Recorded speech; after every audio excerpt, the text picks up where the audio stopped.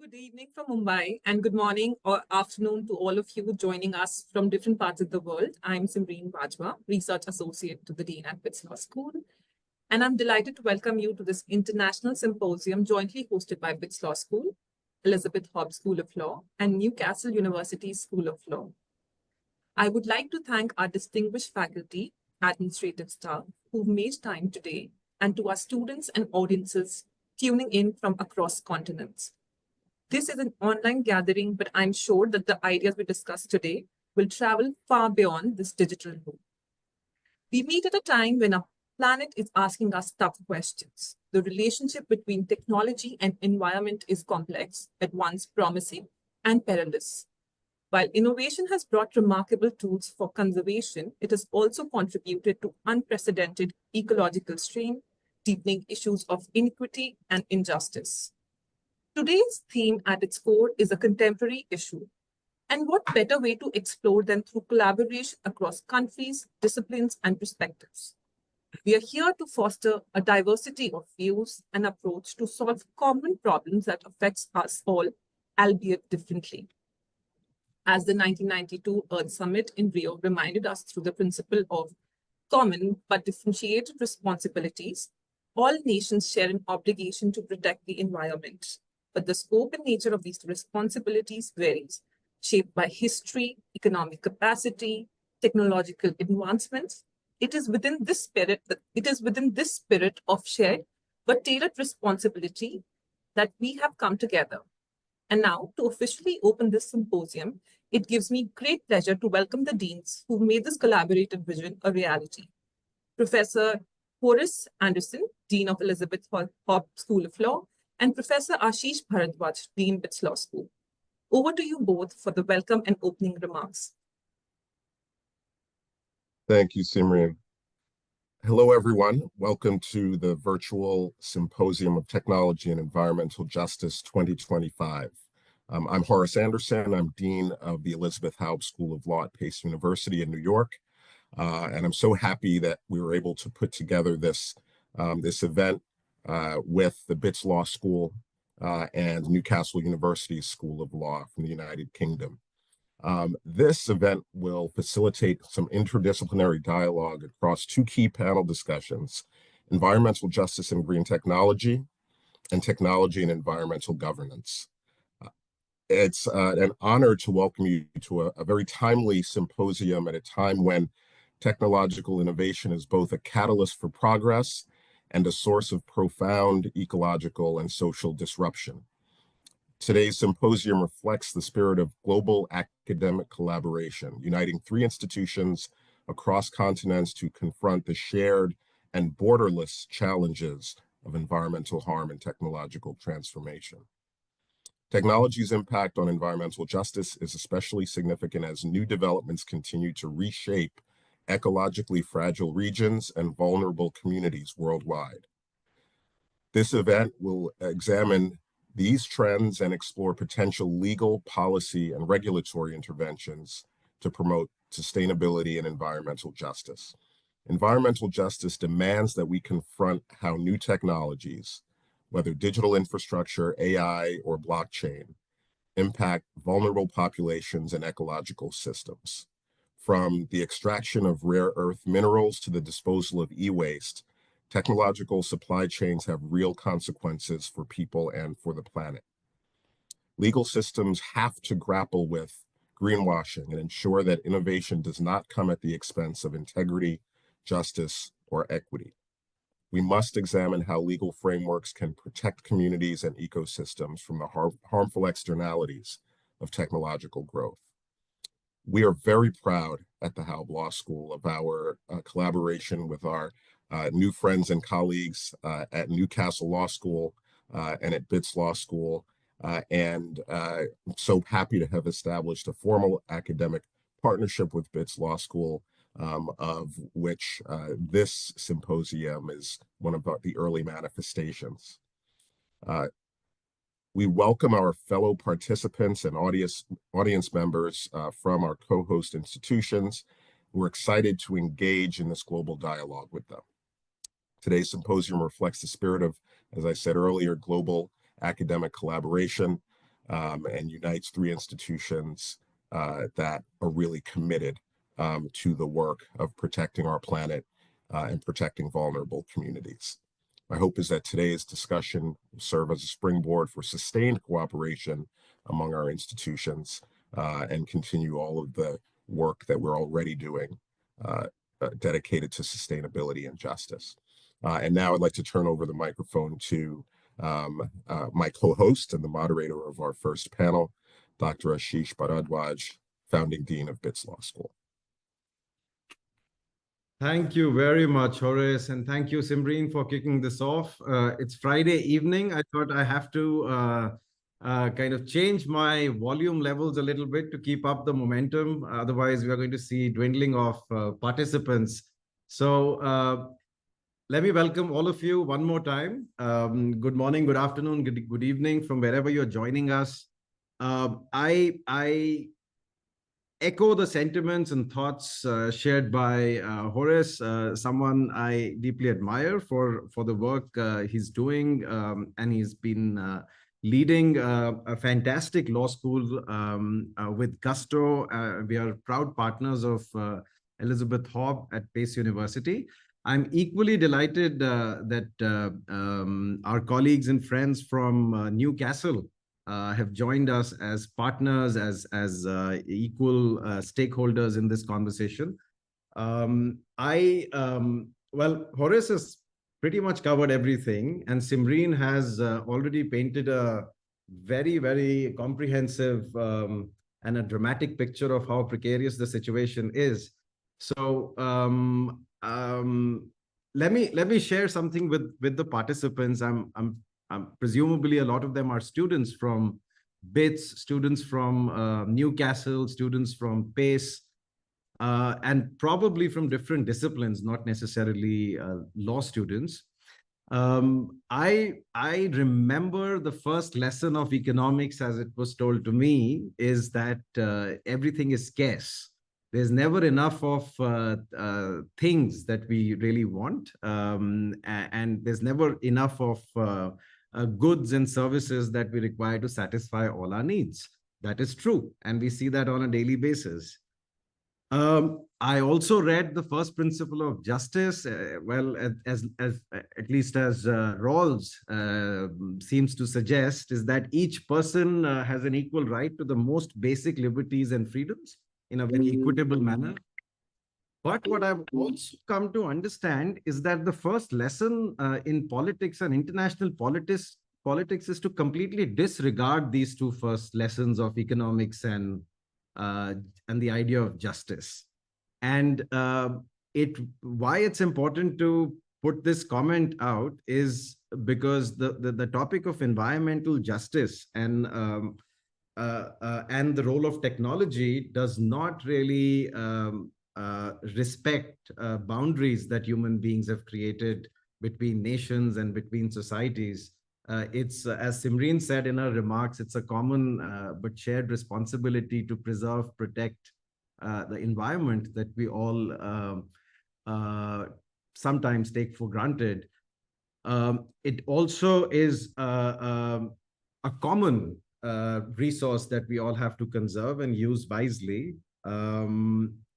And we've heard of Hardin's tragedy of commons, that if we don't pay attention to overconsumption, then things could not really work the way we would want.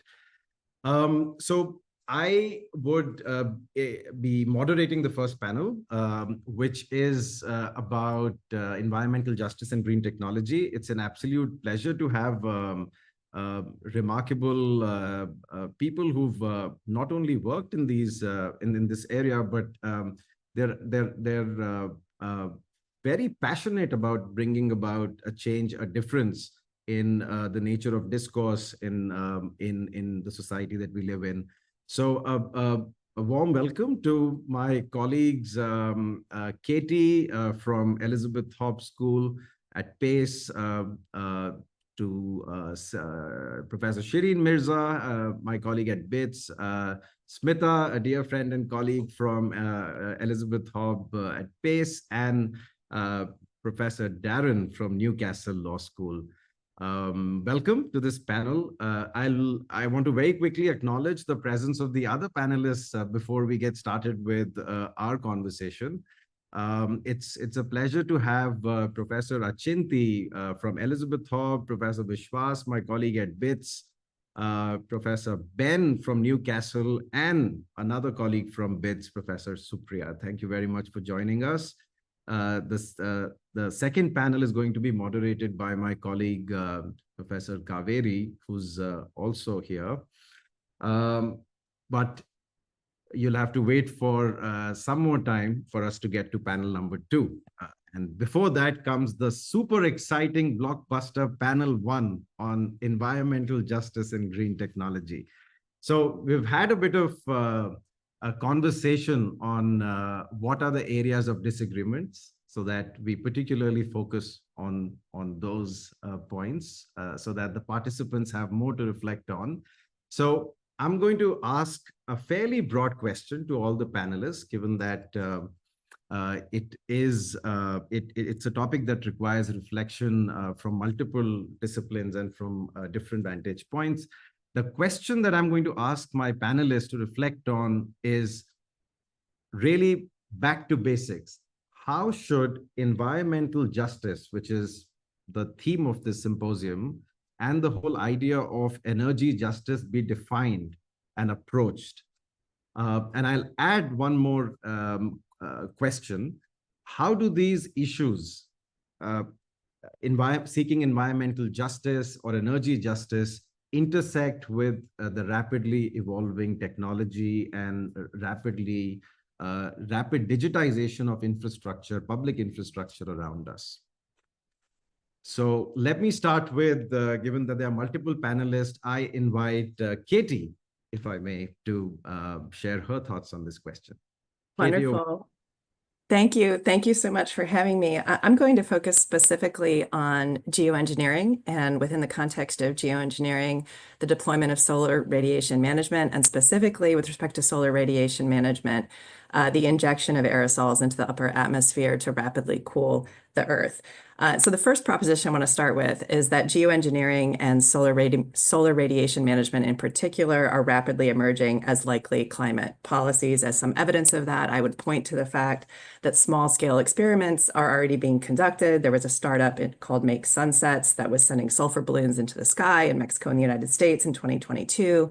The IPCC in its 6th assessment report references solar radiation management. The US Congress ordered the preparation by the Office of Science and Technology of a 5-year plan for scientific assessment of SRM. And the UK government has similarly announced a 5-year research program on delivering risk analyses of solar radiation management techniques.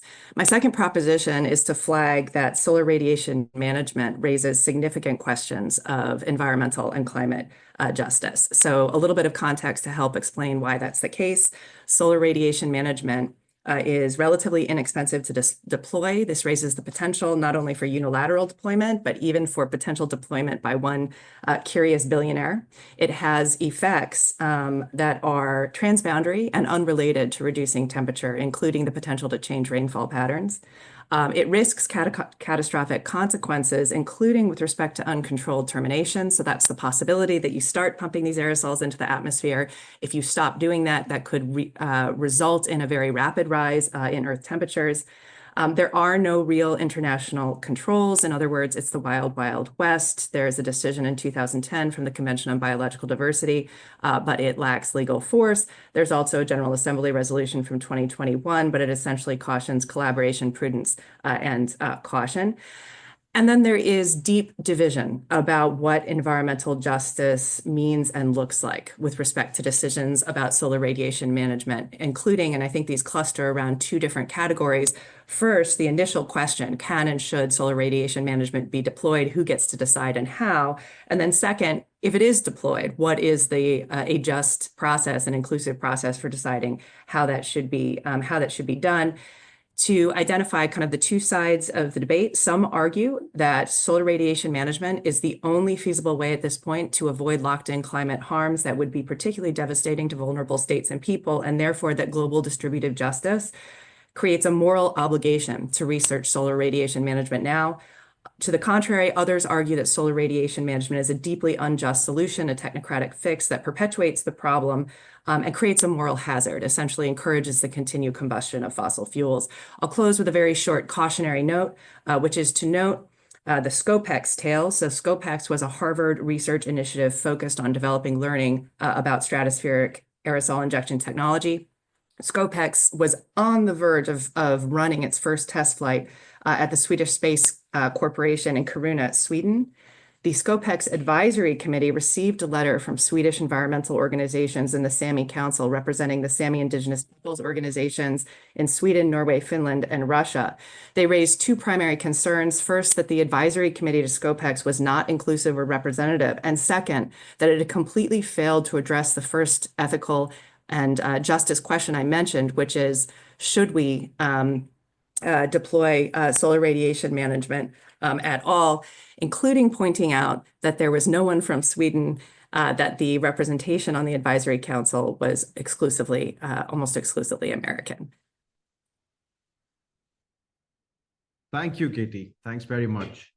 I am going to move to my second panelist for her preliminary remarks. Shireen, over to you. Yes, thank you. Thank you, Ashish.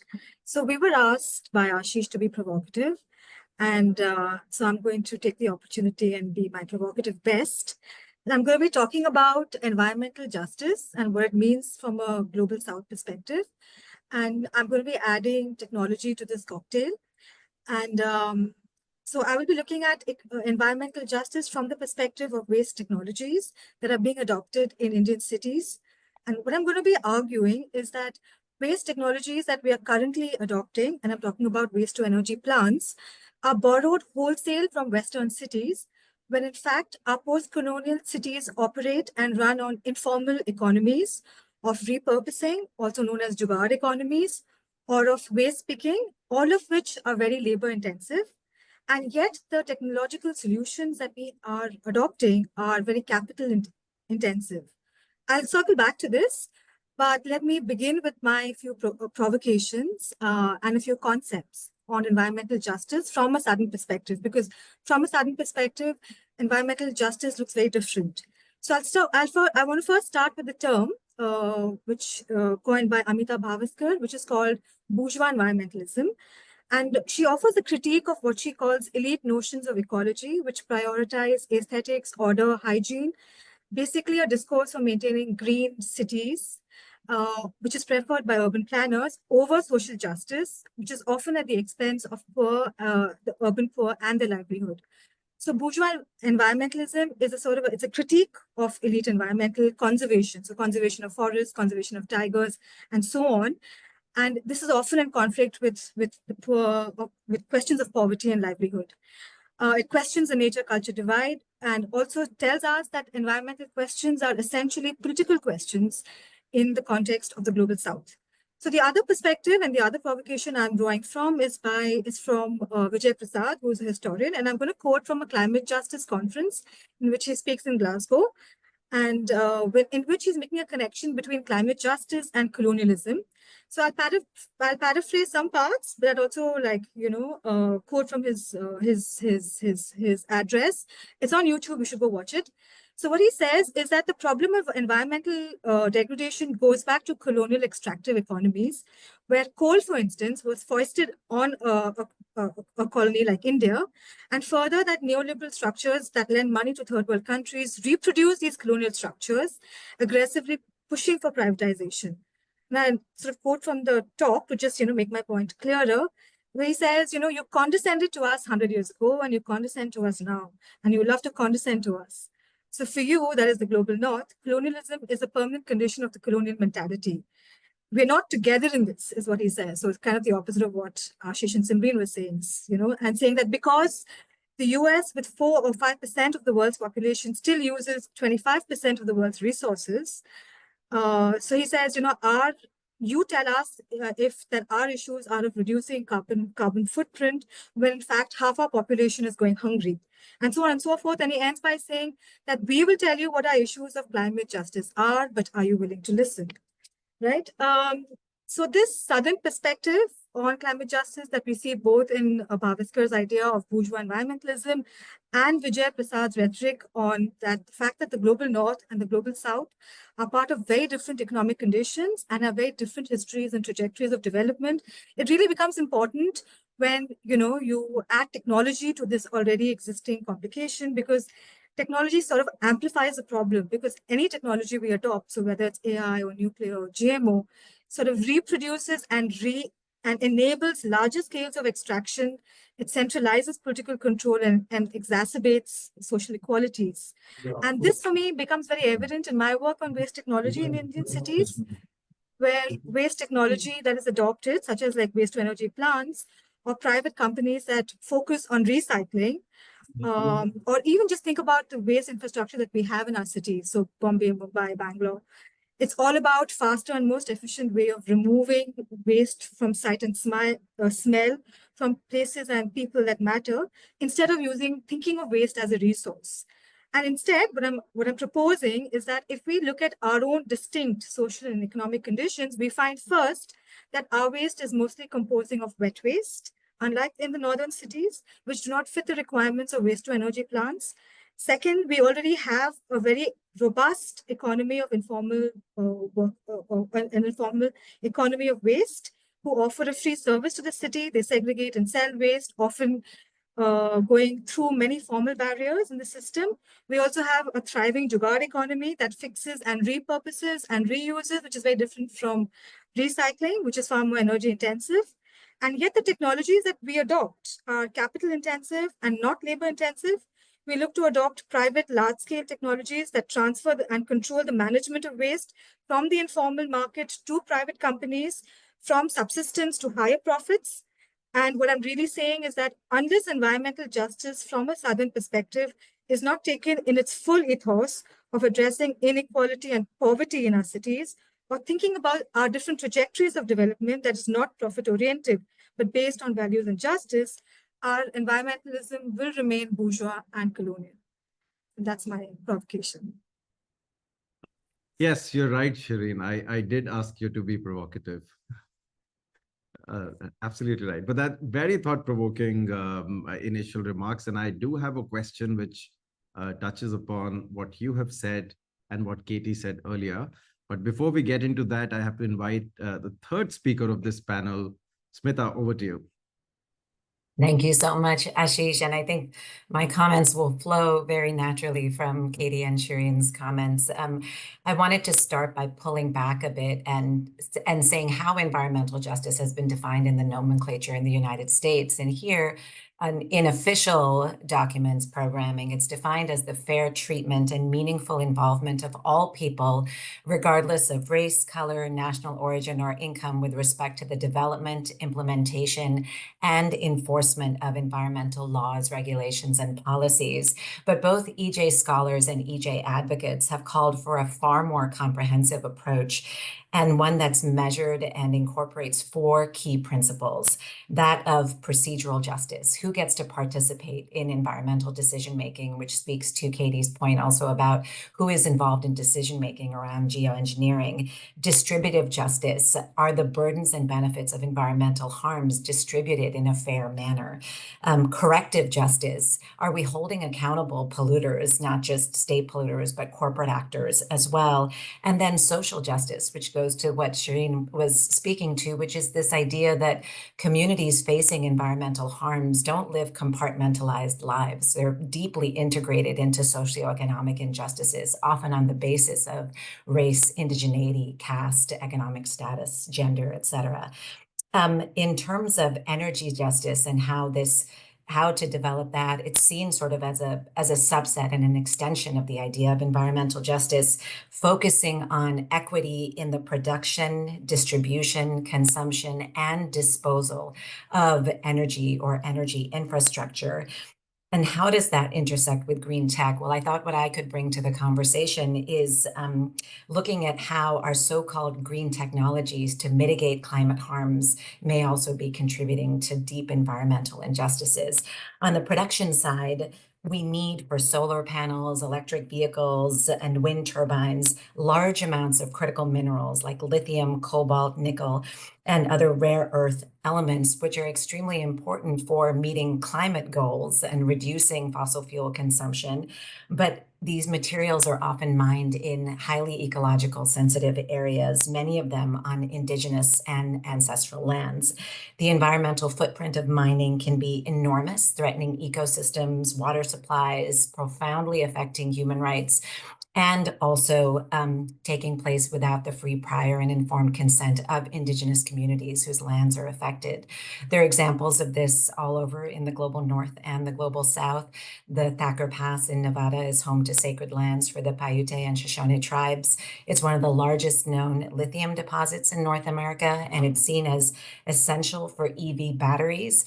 But the project has moved forward with intense indigenous opposition and without consultation or observance of their sovereignty.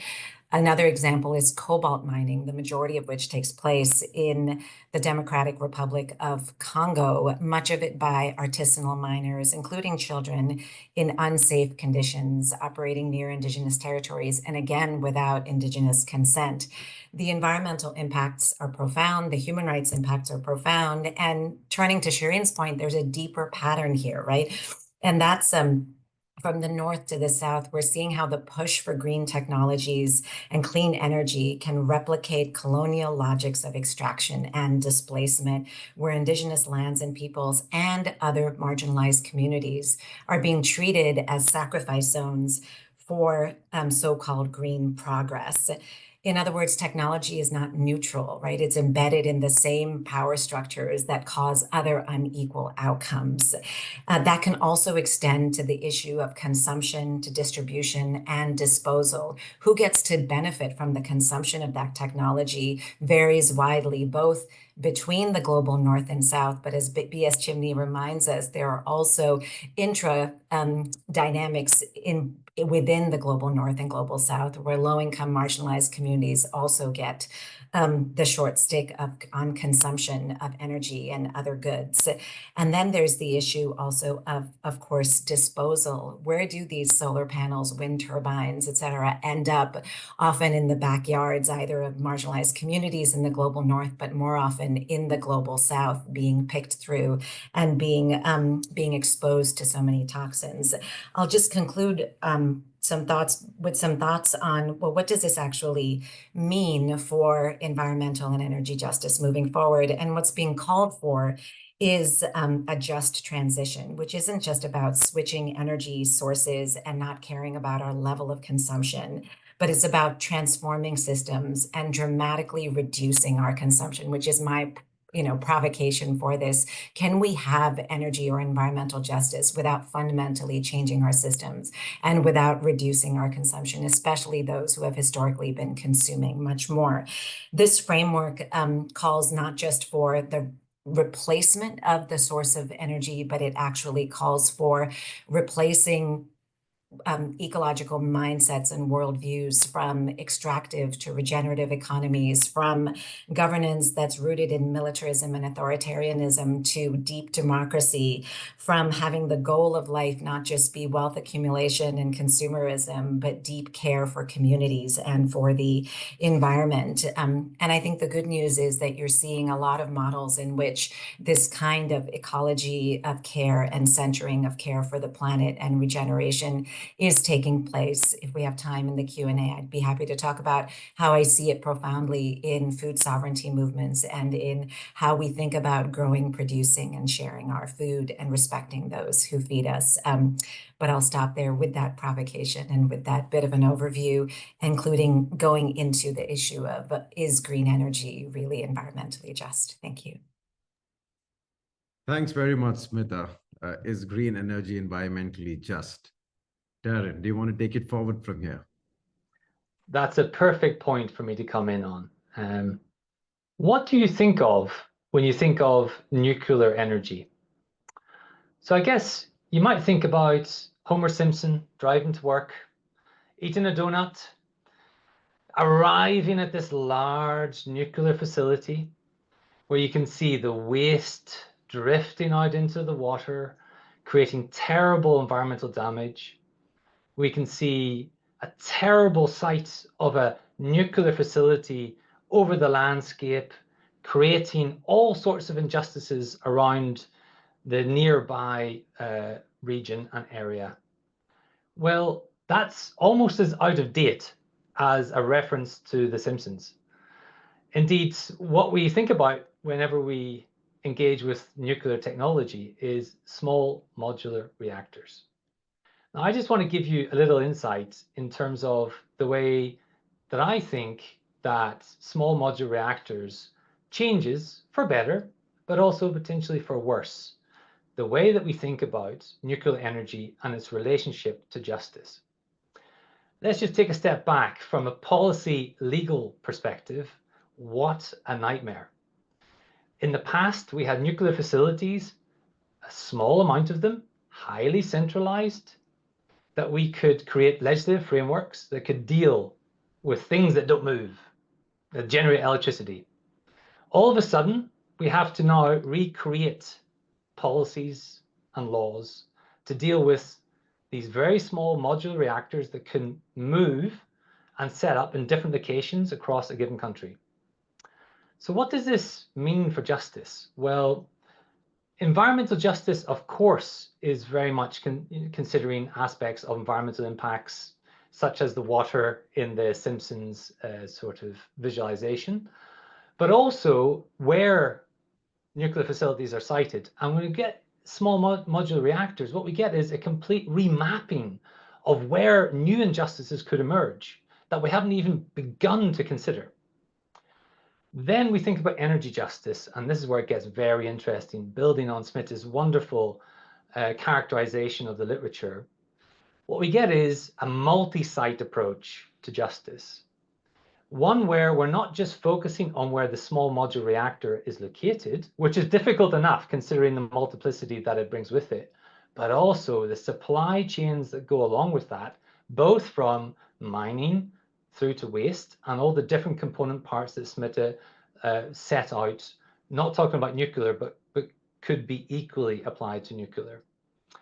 And within this, what we have done is we've tried to engage with distributional, procedural, what we call recognition justice, which is very like what Smith was referring to with regards to social justice, recognizing the impacts, post-distributional impacts that new technologies such as SMRs can have, as well as what we call restorative justice or corrective justice, which can be both social and environmental. And we try to create these frameworks for understanding in environmental justice, the environmental and social impacts on one side, for energy justice, multiple impacts across multiple sites. And the last thing that I'm going to leave you with is, how do we measure this? Oh, this is where it gets a little controversial, to be provocative. What we're trying to do is to model it along with other people involved in this wonderful new way of thinking about energy justice.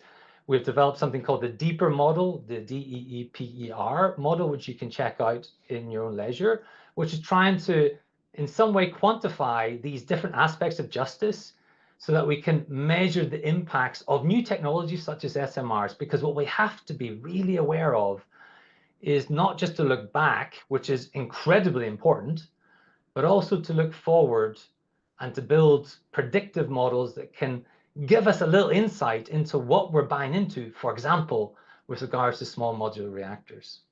Now, hopefully, I've caught us back with some time, and we've got more time for Q&A. So over to the audience. Thank you very much. Thank you, Darren. Thanks very much for your remarks. We are right on time. Can we give a big virtual round of applause to all the panelists for sticking to the time? We have 2 minutes to spare. That's absolutely incredible.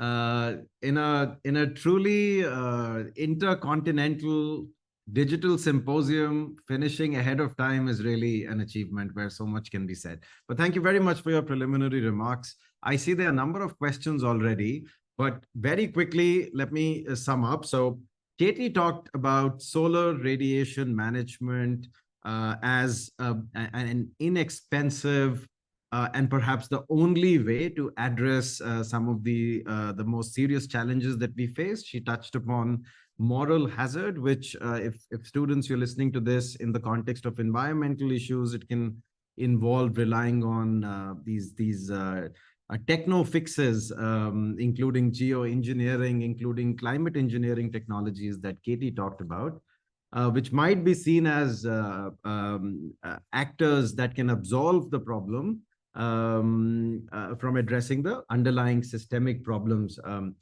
That's typically moral hazard in an environmental context. Shireen then brought in a slightly different perspective of bringing the idea that waste management technologies in particular, and perhaps environmentally sound technologies in general, are borrowed from or based on very capital intensive, perhaps profit motivated Western concepts. And then Smita continued and shared with us that there is a dire need of critical minerals, rare earth materials, which happen to be in highly ecologically sensitive areas. And what's interesting is, and also quite distressing, is that these areas also happen to be some of the most economically vulnerable regions of the world. She also touched upon colonial logics of extraction. So if students, you're listening to this, this is an excellent area of further research, which goes into resource extraction, labor extraction, knowledge extraction, and even displacement and dispossession. Then Darren came in with his nuclear thoughts. He talked a little bit about nuclear energy. He talked about something absolutely critical, which was the second question, general question I had posed to all the panelists of how do you quantify different aspects of justice, the need to build predictive models in the context of nuclear reactors and other forms of energy efficient systems. Now, that's a quick summary. The summary that you need in order to pass an assessment, an assignment. But now we get into the deeper conversation where you get long form questions. There's a question from an anonymous attendee, and I'm going to pose this question to Shireen first. How do these injustices impact communities of color, low-income communities, or indigenous people in particular? You could perhaps give some reflections from India. Sorry, Ash, could you how does climate injustice impact communities of color and communities in low-income regions? I mean, so I'm an anthropologist and a sociologist. And so from an anthropology angle, I think when it comes to climate change, and I'm thinking about the Himalayas, I'm thinking about, all of the devastation happening there. One thing I think really comes across is that not all of us are going to be affected in the same manner. And that, as climate change progresses and rising temperatures and all of that, it is the most vulnerable that are going to be most affected. And we're already seeing it, right? We're seeing it in the context of the Himalayas. We're seeing it in the context of, even when cities flood, those who are impacted are often the most vulnerable, and it's really not the rich. And so then the question really then becomes about what is the kind of agendas that climate justice should forward. And often, in particular in the context of India, one is that this conversation is almost a non-existing conversation, and secondly, it's a very elite-driven conversation, which really doesn't factor in the fact that most of our Indian cities are probably the most unequal cities perhaps anywhere else in the world. Right. And so on. And I can go on, but maybe I should stop. Oh, that's great. Thanks. Katie, can I bring you in here? Any response to the same question? Well, what comes to mind for me in terms of it's fictional, but the most vivid description of how climate injustice can manifest that's specific to intersects with social solar radiation management that I was talking about is that there is a well-known author of climate fiction, Kim Stanley Robinson, who's authored a book, Ministry for the Future, the first chapter of which I believe he has decided to make free online.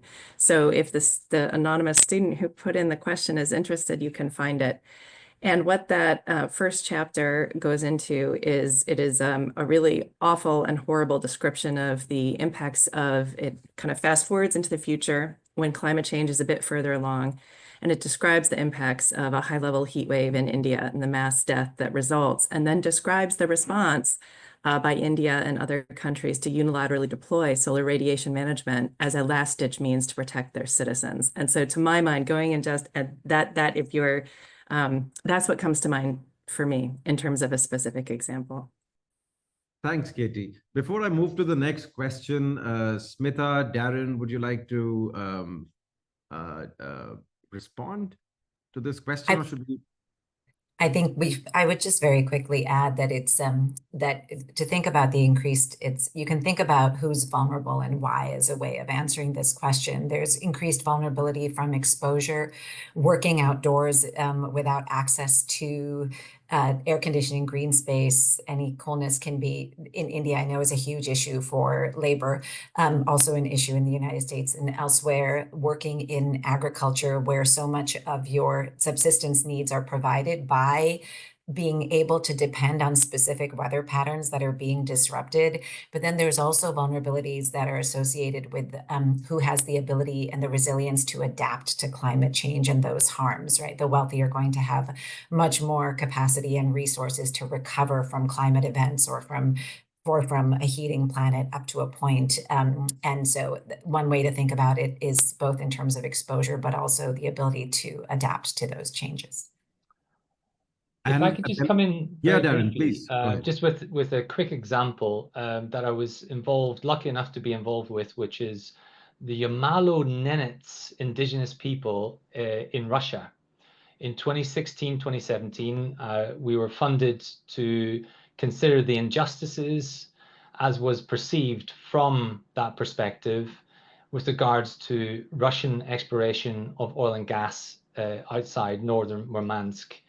And the reason why I raise that example is because one thing that really concerns me is that we don't search enough for such communities that are outside the legislative frameworks of countries, and we need to be absolutely inexhaustive in our search for where injustices are taking place, not just within the sort of jurisdictions that we're all from and involved in, but also helping to shed light to injustices where such experiences go unheard. And I think that's incredibly important. Driving this recognition or social justice approach isn't just within a nation, but also within those nations where such, let's say, presence isn't quite as obvious. And I think that's just really important to raise, thinking about this notion globally. Thank you. Thank you, Darren. We still have 8 to 10 minutes left, so I want to move to a couple of other questions that have been raised in the Q&A window. One is based on what Katie said, and I'm going to very quickly read it. From Katie's statements, the anonymous attendee feels like the government, for some reasons, have started neglecting old and ancestral methods to keep the environment healthy, and they've been focusing on futuristic development.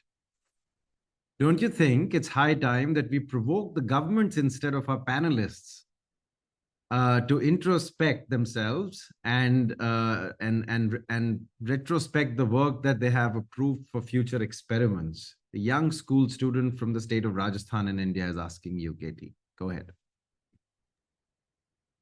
Thank you. So I think this question gets at the fundamental dispute that surrounds solar radiation management, which relates to that deeper pattern that Shireen and Smitha raised earlier, which is there's a real concern that a focus on a technological fix will simply allow us to continue with unsustainable consumption and resource extraction patterns, it's effectively a Band-Aid that allows governments to avoid exactly that kind of introspection that this questioner is asking about. And what's interesting is going back to the example I raised about the objections that the Sami indigenous groups raised to just even conducting some initial small-scale experiments, was to say what had happened was the advisory committee at Harvard had said, listen, this is a small-scale experiment. We don't have to address all of these questions, that big question about whether we should do solar radiation management at all.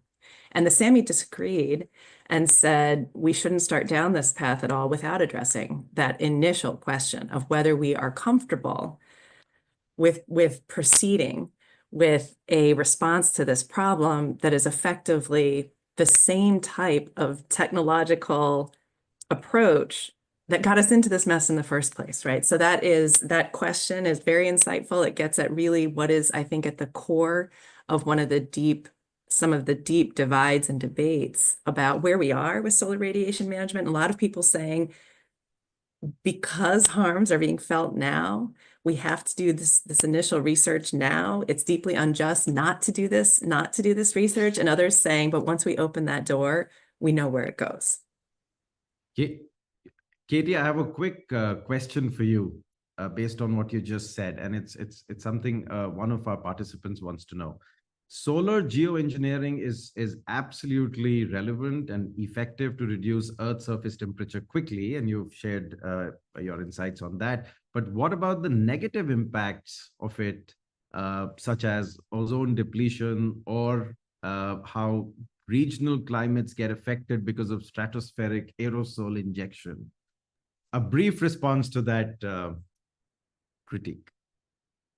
Right. So even if we get past that first question and decide we're moving forward with solar radiation management, they're extraordinarily complicated questions about its use, in particular because it does have not only transboundary impacts, so it can shift rainfall patterns. So when Smita was talking about communities that are dependent on their crop to avoid starvation, their crops flourishing, if we shift precipitation patterns in a way that affect that. And I do think some of the modeling suggests that it might be precipitation patterns in Africa that are shifted.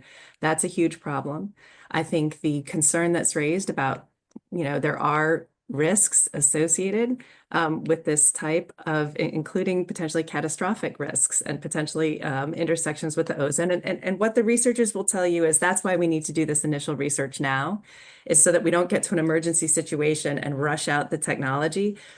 In case they'll say we need to understand some of those impacts better so that if we do decide to use this down the line, we're better able to do so in a safer way that is more cognizant of what some of those impacts will be.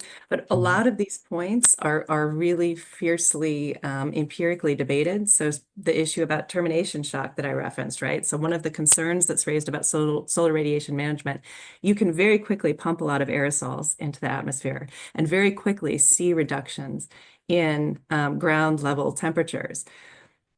But if you quickly stop pumping those aerosols into the atmosphere, then all of a sudden you see the temperatures rise on the ground much faster than they otherwise would have. And that kind of termination shock might be even more destructive to societies because it would be even harder for us to adapt to. But there are lots of debates about to what extent is that a real risk, how bad would it be, et cetera. And so a lot of the scientists are saying, just let us go out and start collecting the data.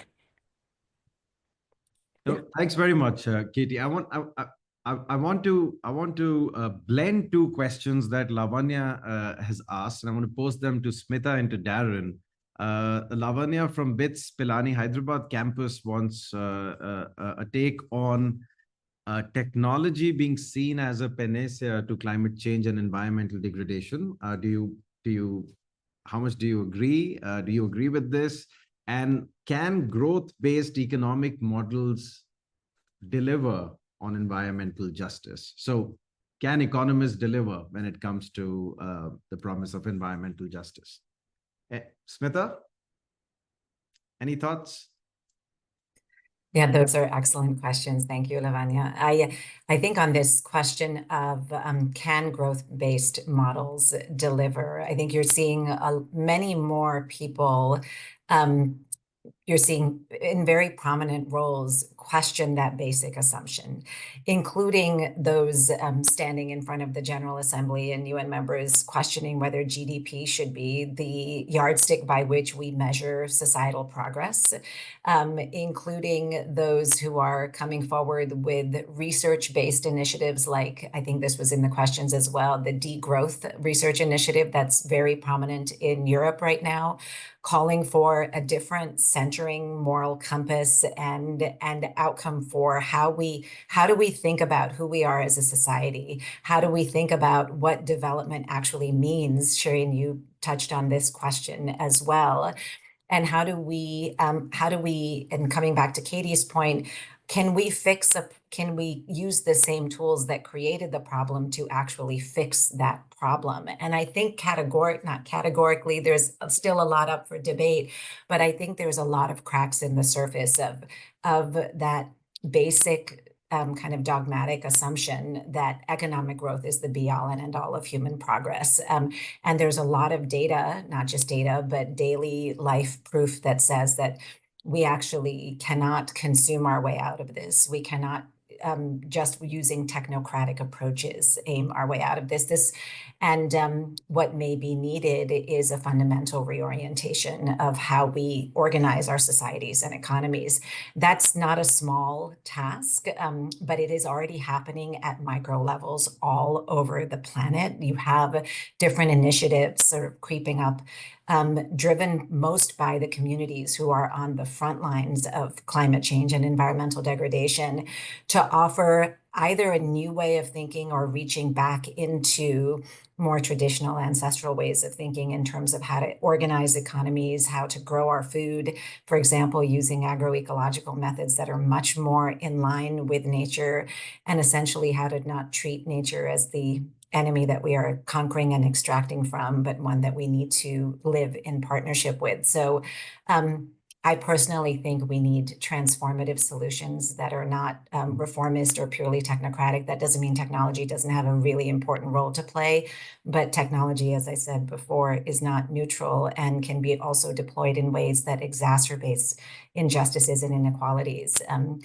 I think there's a lot of room for optimism here, because I think the very communities who are experts on what this harm looks like are showing the way on what kinds of systems we can pour ourselves into rooted in new values of equity, ecology, care, and deep democracy, including in India, in Europe, and the United States.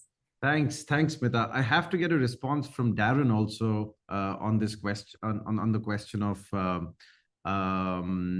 well, let me change the question, because Ashley from Pace Law School has asked a question. Darren, if I may ask you, how do we hold harmful actors accountable?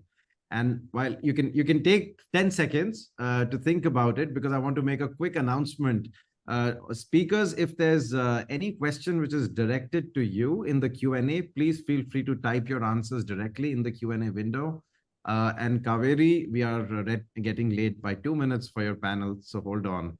Darren, over to you. I can be very quick, and thank you very much for the questions. And indeed, I'll respond on the Q&A. So just very quickly, in relation to the previous question, I just want to give a shout out to Donut Economics from Kate Wayworth. That really gets us to see boundaries, both planetary and social. I think it's really insightful. And with regards to the question that was just posed, I think accountability is one of the big challenges that we currently face. And I think there's no easy answer to that. So rather than rambling on, what I would say is to the audience to try to engage in new ways of thinking about accountability, because what I think the theme of this panel has been is the ways in which technology can indeed inspire us to stop thinking in new ways and to hope that nuclear fusion will save us, CCS will save us, geoengineering will save us, and instead, let's think about new ways of accountability not just in terms of government and companies and individuals, but also thinking about the new forms of accountabilities that could be possible through democratic governance mechanisms, ways of including people in ways that we could have never done in the past, and embracing those possibilities rather than being scared about changing the way we're currently doing things, because the way we're currently doing things isn't working. So I think I'll leave it there. Thank you. Oh, you're on mute. Classic. That had to happen. I was waiting, and I was hoping I would not be the one. But yeah, thanks very much, Darren, for your remarks to that question. I once again repeat, if there's a question directed to you, especially speakers in the first panel, you may answer live by clicking on that button.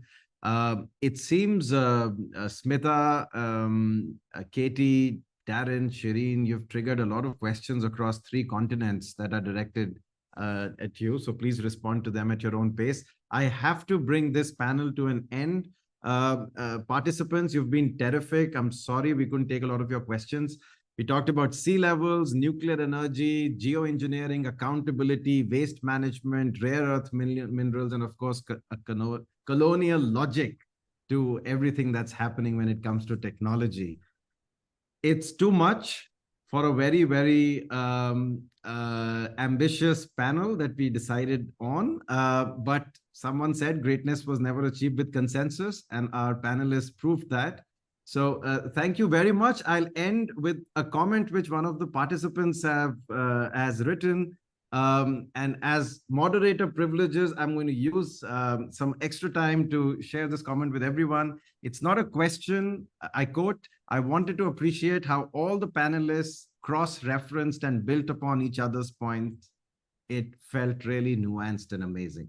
On that note, thank you very much, all of you, for a fascinating panel 1.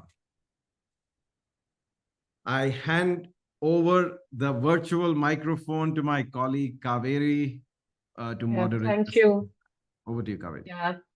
Thanks, Ashish. I mean, it's been such a rich panel, and I'm very happy we are coming second, because we are going to talk about environmental governance. And it seems almost like we live in a world where there are so many interconnections, and the environmental issues we are talking about don't necessarily affect us in isolation. What's happening in the United States, as Katie explained, can have impacts in Africa, across the globe. And so I'm very happy to now introduce, the panelists in the second panel. My name is Kaveri. I teach at the BITS Law School in Mumbai. The second panel, as you know, is on technology and environmental governance. First, a very brief introduction to our 4 esteemed panelists. Professor Achinti Vittanage is from the Elisabeth Haub School of Law at the Pace University in New York. Her areas of expertise are comparative law, environmental law, and international law. Our second panelist today is Professor Vishwas Devaiya from BITS Law School, Mumbai. His areas of interest are in artificial intelligence, law and ethics, intellectual property, and competition law. Our third panelist, Professor Ben Farrand, is from the Newcastle Law School, and his areas of interest are in law and emerging technologies. Our fourth panelist is Professor Supriya Chauthoy from BITS Law School, Mumbai. Her areas of interest lie in corporate social responsibility, its impacts on consumer brand loyalty, and brand image. So I'd like to begin, like Ashish did, with a set of questions for our panelists, sort of an opening a set of questions, and then you can take them depending on your leanings and your interests, and also some of the comments that we have had in the first panel. What are the intersections, complementarities, and challenges presented by technological innovations and environmental governance in our world today? And what are your thoughts on law and policy interventions, for instance, on the current challenges posed by artificial intelligence in terms of environmental effects, as also on economic and social effects? And thinking through this, what role should industry adopt in ensuring sustainable technological advancement? So I hand over the First question to Professor Achinti Vittanage. Would you like to start, Achinti? Sure, thanks, Kaveri. So let me tackle the intersections piece of your question in light of some recent research of mine, and that's on digital twins. For those of you who don't know, digital twins are basically personalized, dynamic, data-driven virtual replicas of physical and or biological entities. Now, these replicas continuously collect and process real-time data from that real entity and then assimilates that data into the virtual model. Now, they can come in different scales, right? You could create a digital twin for a particular piece of infrastructure, like a power plant, or it could be for a natural ecosystem. It could be for an entire state, a whole country, even planet Earth. And perhaps you won't be surprised to hear that these are actually already being done or are in the works. So in this way, digital twins offer this kind of deep insight on the functioning of real-world objects, and then enable predictions about the behavior of the simulated systems over different timescales and under different conditions, so you can plug in different scenarios and also constraints. The insights then that they provide are particularly prescient for our sustainability challenges that were discussed in the first panel. And they can in turn support good environmental governance, which is sort of the focus of this one. Now, digital twins are really an idea, which is an idea of a personalized model combined with data. It's not new, right? It dates back to the 1960s and the Apollo space program, for instance.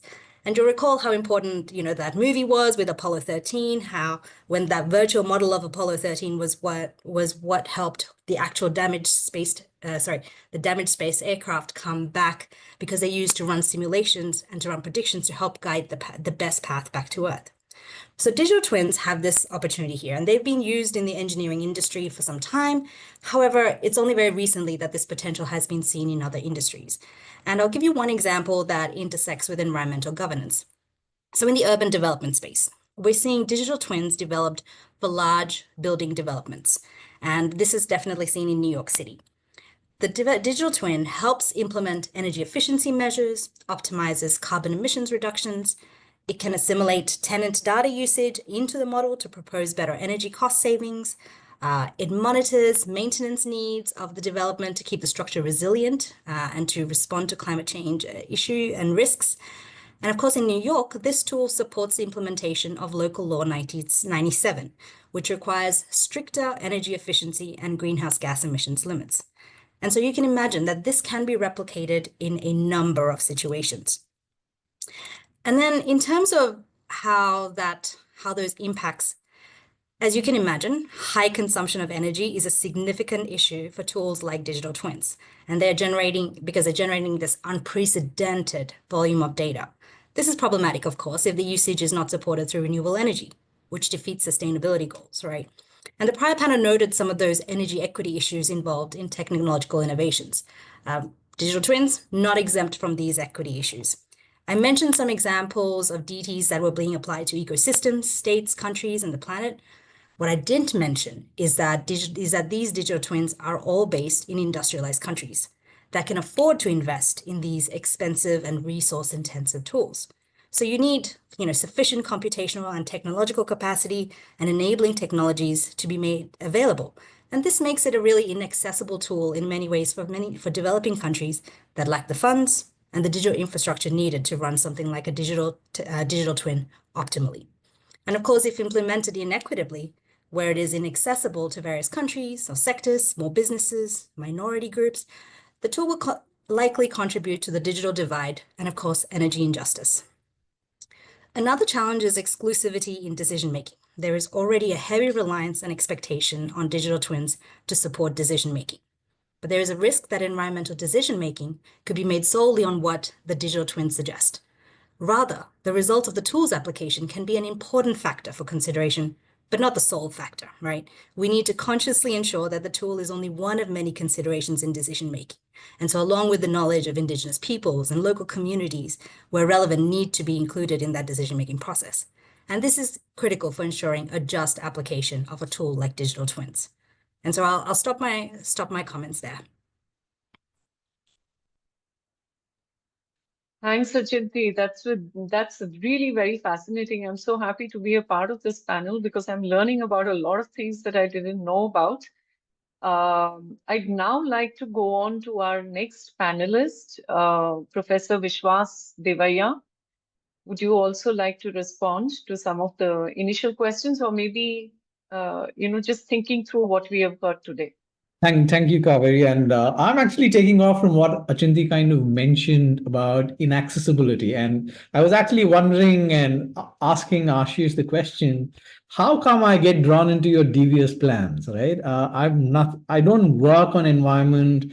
I largely work on access to medicine, access to knowledge, access to technology related issues.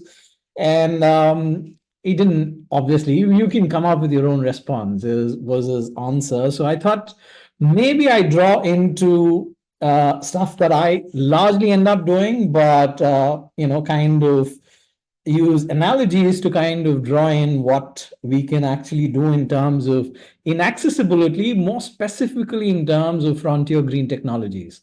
And this also kind of ties in with some of the questions that were answered in the first panel. So one of the key things that we'll all realize when we talk about green technology and frontier green technology kind of being available and that can be used to address a lot of environmental concerns.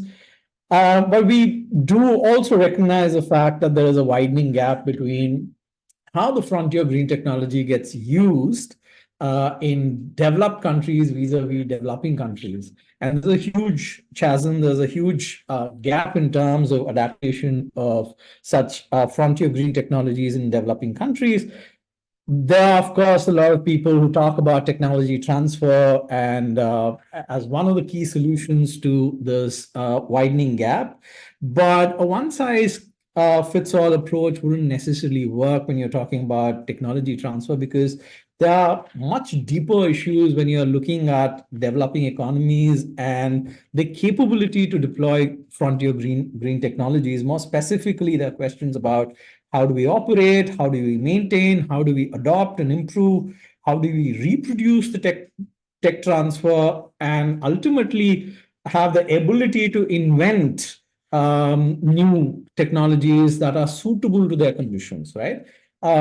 And while exploring this particular question, one of the key things that came to mind was what is already happening in a very parallel sector, which is telecommunication sector and the automotive sector, where we are talking in terms of standard essential patterns and more specifically kind of coming together to develop standards. We could similarly kind of evolve a system wherein tech-capable companies could come together to evolve essential standards related to green technologies and make this more accessible to developing countries by offering it through patent pools, where it is a large pool of patents related to green technologies, but a single window system that is giving out licenses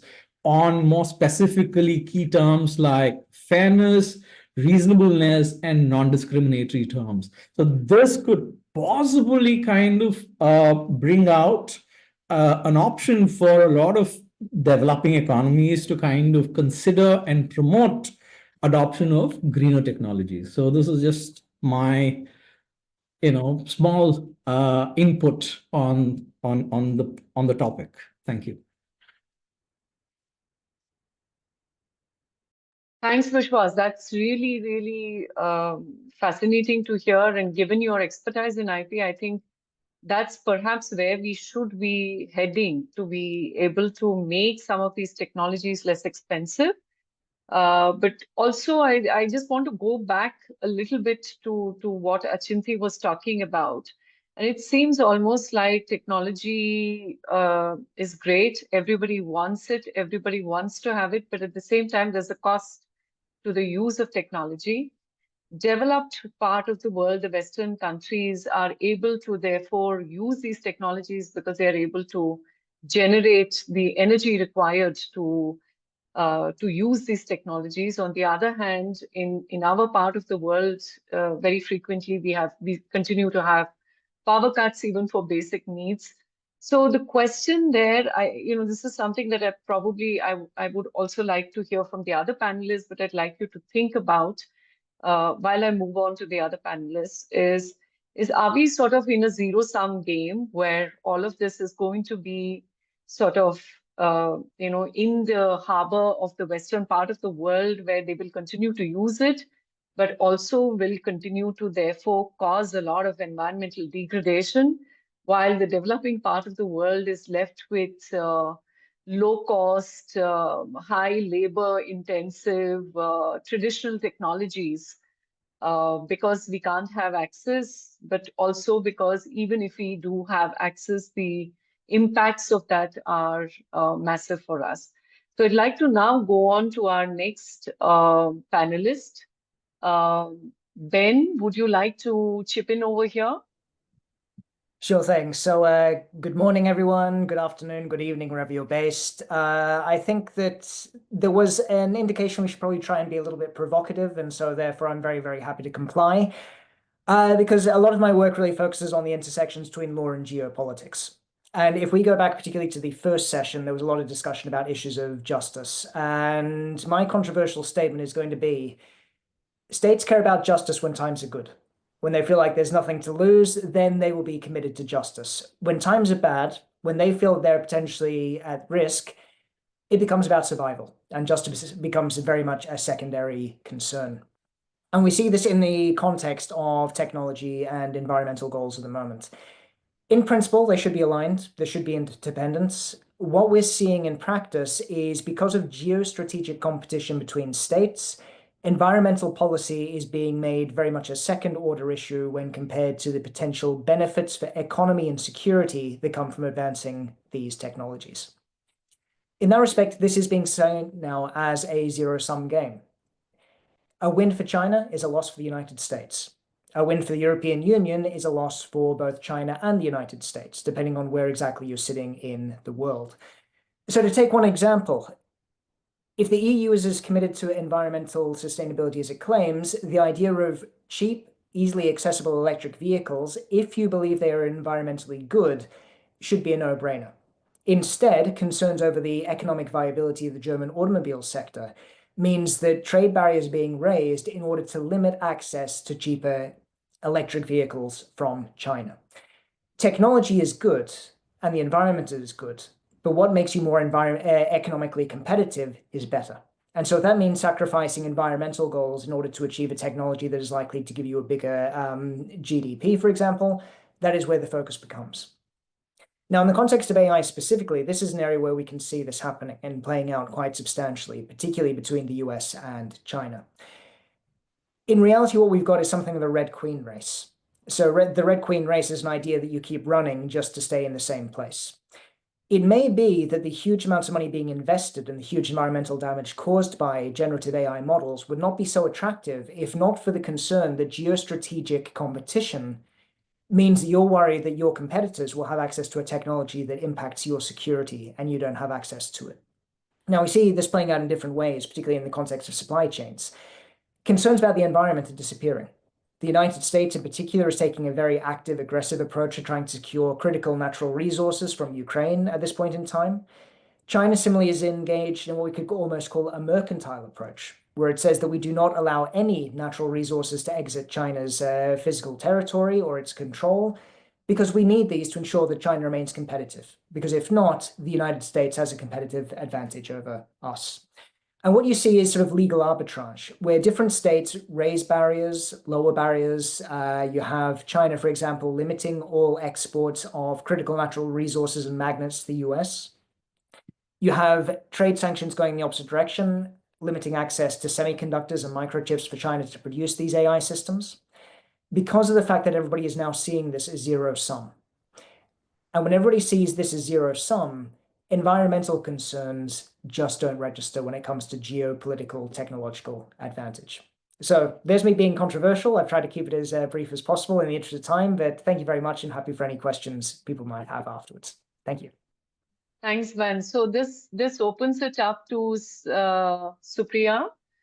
So the question is, if governments are now completely concerned with only the economics of technology, Is there some hope, therefore, for industry and for corporates? Is there some thinking through on how to come out with more sustainable technology, more just and equitable distribution of technology? Supriya, over to you. Yeah, thank you, Kaveri. Thank you to all the panelists and good evening to everybody. So before I get into, how we could possibly look at some solutions in future, I would just like to bring this scenario to the panel, which is if we were to pause the world and do nothing for a couple of years, 10 years from now, the temperature in the world will go up by 2 degrees. So this is the prediction that if we were to switch off all our ACs, all our gadgets, stop using technology, the climate change has already come. I mean, we know that we need ACs to work. We need ACs in offices, homes, and it's taking a toll. And if we were to switch all that off, it would still, the toll has already happened. So we really need to find solutions to this. And possibly we have AI that has come in and everybody is turning to it to try and see whether it's going to provide, become a disruptive innovator and change the entire space and possibly bring some solutions in. So they say that for ChatGPT to get trained, it consumed the electricity or the energy that is required in 120 US households for 1 year. This was just for training. So we are now looking at data, massive amounts of data, big data, which is getting crunched. But on the other hand, we have the ability through this tool now to be able to predict climate change, maybe floods, also try and understand, is there, so there's a lot of work going on in trying to understand what kind of seeds can you grow. And for any organization that's coming up with seeds, you're also looking at developing the seed over 4 to 5 years, keeping in mind how climate is changing and therefore creating a seed that can grow in that kind of climate. So using tools that can simulate and predict is becoming very important. I really liked Achinti's point on digital twins, and the digital twins model is being used to try and understand how floods can be, avoided, how drainage systems can be built. AI is also being used in drones to reforest areas which were dry areas. So this is being done, hundreds and hundreds of, seeds are being put into places, and this has already been done across the world. So there are probably solutions that are coming in through this. But when you look at it's always about trying to navigate the impact of innovations and trying to understand what trade-off will you have. And when you look at any innovation coming in, there is a physical risk to it, but there's also a transition risk. And those are the places where we need help. And that help has to come from organizations, from governments. We have to see how parts of the world can benefit through this. So, the global south needs to benefit in this because we have become the supply chain, hubs for brands across the world with globalization. So about 10 years ago, there were a lot of these brands that came from, across the borders to India because they were trying to find out why is their supply chain of cotton being disrupted. And that was the time that Maharashtra was seeing suicides because there were no rains over there. So we see that there's possibly a solution that can come in, and that solution needs to be honed, improved. So when you look at how industry is bringing it in, it has already started working in these areas. So industry has AI tools and solutions, has the ability to prepare us for the future. We can simulate models, we can look at futures, we can try and use data. But when you look at data, right now we are dealing with the whole problem of lots of data, big data, or lack of data. So lack of data is from the global south, big data is data across the world. So trying to understand how organizations can make this into smaller data sets, looking at what is known as parameterization, trying to create smaller parameters and smaller data sets to try and understand, and bringing these into countries where, the global south countries. So you're looking at the model not using as much energy as it currently is using less energy, working with just the data that is required. Of course, I'm speaking of a very ideal case scenario, but this is probably a solution that we are looking at. We are also looking at adaptation playbooks that can come up. So if this were to happen, what could we do? How are we going to mitigate the risk that can come in through floods, through climate change? So adaptation playbooks can be predicted using AI tools again. We can also look at predictive analysis that is coming up. So these aspects are definitely areas where we can see disruptive innovation in future.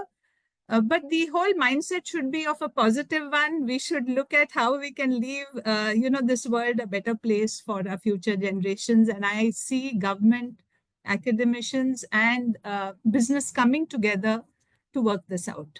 So that's my, that's what I'd like to say. Thanks, Supriya. I'm just wondering if I could sort of connect it back to Achinti and ask Achinti for her thoughts on this, because is it therefore then, are we therefore looking at a world where industry is where there will be some of these changes? Because you spoke about the digital twins as emerging as a sort of a response to make buildings and residential homes a lot more energy efficient. Would that therefore be the direction that we would take instead of having to depend on our states to do it? No, not necessarily. I mean, Supriya in her comments just mentioned about how digital twins have been used for flooding purposes to respond to flooding issues. And so one of the cases that I very briefly mentioned, which I couldn't go into detail, was that a digital replica of a country was made, and that was made by Singapore. And the need for that model arose when Singapore's land authority had to come to grips with a new reality of flash flooding in the city and having to deal with that challenge in a context of very limited and densely populated land. So the digital twin was introduced to generate terrain and obstacle maps to make better use of Singapore's scarcity of land, but to also figure out the areas that are at most risk from flooding. So the tool has been shared across various government agencies. So it's completely out of the industry here. We're talking about government agencies to help with asset management and decision-making, including things like where to put trees and green space management to support flooding concerns. And of course, what the country has also said is that they intend to use that digital twin and amplify it to use it for modeling solar energy rollouts, 5G deployment, which Vishwas is talking about in the telecommunication space, disaster planning, evacuation, crowd control. But of course, then I'll tie it back to something that Ben was talking about, and that's about geopolitical tensions. And I presented something about digital twins at a different conference. And at that conference, there was a representative from Malaysia who, was quite astounded because they had not known that their neighboring country had a digital twin made of that country. And so it was then a consideration of why do we not have access to technologies like that can also help us in dealing with our concerns and our environmental issues.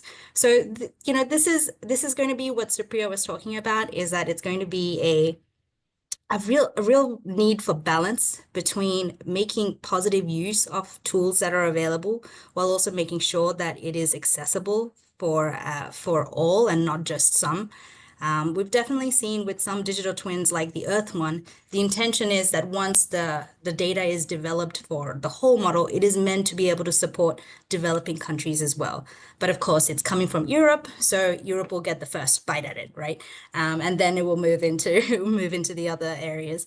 But I think the intention is good, and I think that's where it's coming from. It's our job, for instance, as lawyers, to think about how we can better regulate it to make sure that there is equity in how it's rolled out, but also that we're considering other issues, right? There's issues about what happens with the IP of DT, what digital twins, what happens with when you are basing it on data that might be inaccurate or insufficient, right? We're dealing with complex systems like the environment.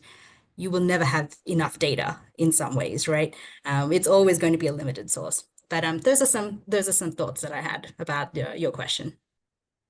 That sort of, naturally leads to Vishwas. Vishwas, what are your thoughts on what Achinti is talking about on IP and the implications, intellectual property implications of doing something like this?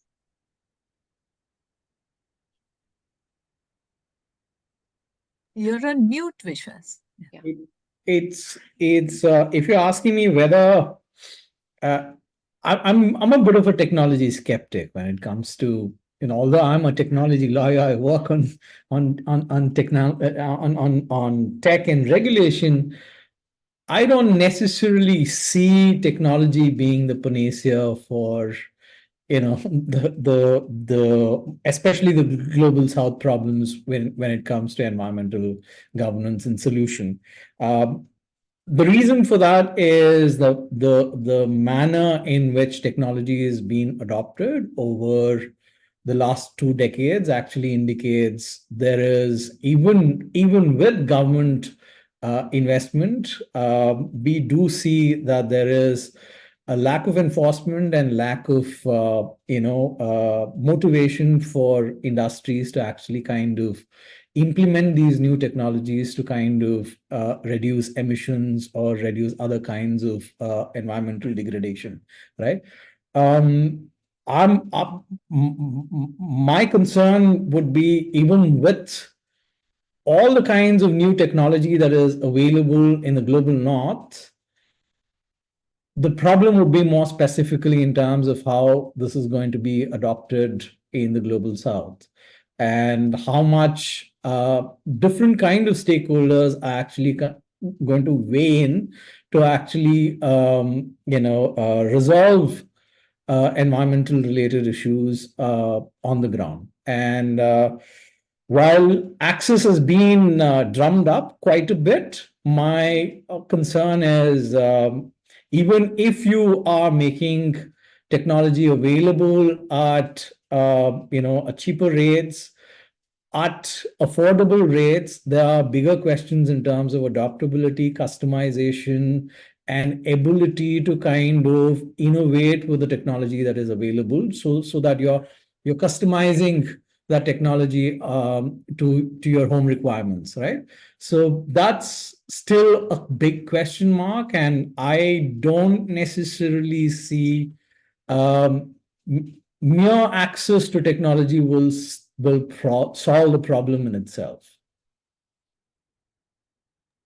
All right. I think we have a question for Ben here in the question and answer. There is one Mr. Shankar Ganesh Palani, and he says, given this fact, the fact that we are looking at environmental fluctuations and the rising global temperature and climate change, then it perfectly fits into the ecological hemerosis phenomena. Given this fact, should we compromise on the technology development for saving the planet in the trade-off? Ben, would you like to take that? I mean, in an ideal world, yes. I mean, I would love to live in an ideal world. I think that the pressures on states at the moment mean that is unlikely to be the case. Instead, we're going to get a lot of this very sort of techno-optimistic discourse where, yes, okay, we are advancing the technologies, and yes, the environmental impacts are huge, but once we got these things up and running, they're going to be perfect for the environment. The amount of, I mean, to put it bluntly, tech bros I hear talking about AI and saying, yes, it's incredibly resource intensive. Yes, it drains huge amounts of water. But, don't worry, when the system is perfect, it will tell us how to reduce all these inefficiencies. So there's this idea that, you create this sort of like, they think it's a virtuous cycle where they invent the technology helps provide solutions, and therefore there isn't a trade-off. Actually, producing these technologies will help the environment. I think in some respects it's more of a vicious cycle than a virtuous one, with the result Yes. being that the more we invest in these technologies, the harder it becomes to meet those environmental sustainability trade-offs in the first place. All right. I think that's been a really, really fantastic panel discussion, and I've been told that we are beyond our time. I thank all our panelists today, the second panel as well as the first panel. Thank you so much for this wonderful evening of discussions on technology and environmental governance. And I now hand it over to Simreen so she can, Simreen and Ashish, so they can then close the session today. Thank you, Kaveri. Thank you for those engaging questions and rich responses. And now to bring our symposium to a close, I welcome Professor Brian Clark for the closing remarks. Thank you very much, Simreen. It's such a pleasure and an honor to be here today. I'm going to keep this quite short because I know it's late on a Friday in India, I believe. We're a little over time, but I think it was worth it. It was worth it spending that extra time going through the issues today. I'm delighted to get the chance to wrap up this event on behalf of Newcastle University Law School. And what a wonderful event it was. And from the kernel of an idea, it's been fantastic to see this virtual symposium in technology and environmental justice come to fruition. We've had some absolutely wonderful speakers today, people that clearly at the cutting edge of their fields from the collaborating universities, so BITS Law School, the Elisabeth Haub School of Law from Pace University, and my own institution, Newcastle University Law School. From a personal perspective, I want to say that it's been such a pleasure to collaborate with these other institutions in this event. I was very fortunate to get the chance to visit Dean Ashish and Simreen and other colleagues in the summer in Mumbai at BITS Law School. And I'm delighted that we've had the chance to follow up on our conversations that we had then, to do something concrete and something as fantastic as this event today. It's also such a delight for us here at Newcastle to work for the first time, I think at least, with the Elisabeth Haub School of Law at Pace University. And thank you very much both to Dean Horace and Dean Ashish for extending the invitation for us at Newcastle to jump on board this planned collaboration. It's been a fantastic event for us to be involved in. And let's hope it's the first of many collaborations. All of us as institutions in different parts of the world, we serve to gain so much by sharing our knowledge and ideas, listening to different perspectives from different jurisdictions, from different disciplines. And this is especially important in respect to the kind of issues that we were discussing today. Technology, its complex relationship with the environment, issues of governance and justice, very controversial, lots of different viewpoints, but happening so rapidly in its scale that the time is absolutely now to tackle these issues seriously for all of us who inhabit this planet. And I want to also give a vote of thanks to all the speakers today who've given up their time to be here, delivering such fantastic, at times controversial insights. But I also want to thank the audience for coming along today with some fantastic, really stimulating questions. Thank you so much for coming. We could not have done this event without you. It would have been far less enriching. Some really wonderful questions that took the dialogue to the next step. And I'm sure these dialogues will continue long after this event is continued. So I hope that the audience, I hope you enjoyed it and that you take something from this event. I hope that it's inspired something within you and that you'll take this forward in your own studies or your professional life. And finally, I must also put out a special word to Simreen from BITS Law School, Mumbai, for all the fantastic work that she's put into organising the event, trying to organise all of us, getting us on a call together, getting us to submit all our information in time. She's done a fantastic job. So thank you very much, Simreen, for that. So again, thanks all for coming. It's been a wonderful event. And as I say, I hope it's just the beginning of the work that we all do together. So thank you very much. Thank you, Brian, for those reflective and inspiring remarks and for being such a key part of putting this event together. This panel discussion today sets the stage for next generation of policymakers, legal scholars, and change makers to critically engage with the intersection of environmental justice, technology, and governance. With that, we bring this symposium to a close. Thank you all for joining us.